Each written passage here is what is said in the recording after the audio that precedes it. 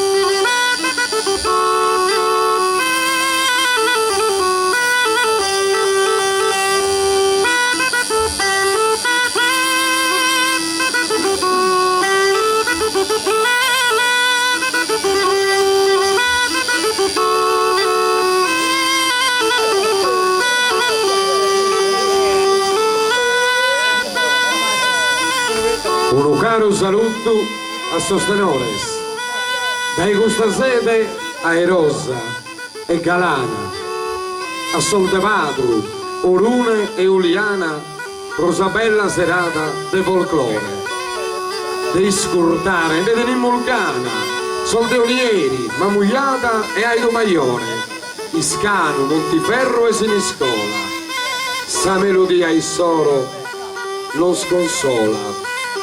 Don Giovannino Cuccu.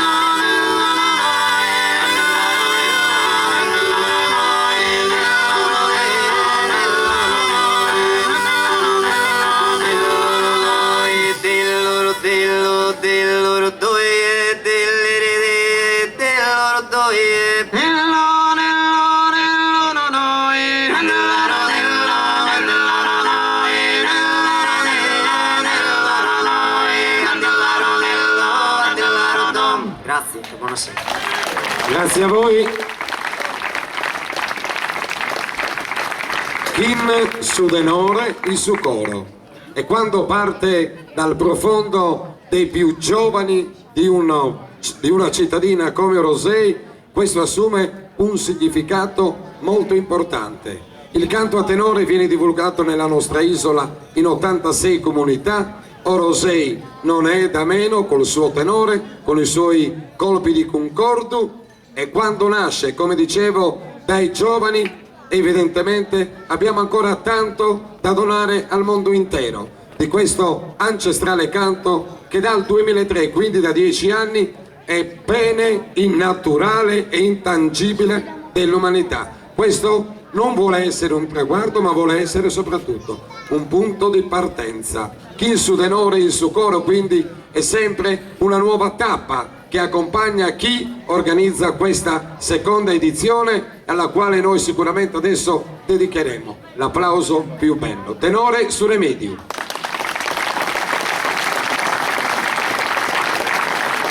E devo aggiungere le launetas, Michele Deiana. Pensate cosa Paolo e i suoi colleghi sono andati a riscoprire: il suono tocco magico delle launetas con il canto a tenore, che insieme ai nuragues sono il simbolo culturale della nostra isola nel mondo. Io vedo tanta bella gente in questa piazza, ma soprattutto vestiti a Belludu o a Isporta vedo tantissimi giovani.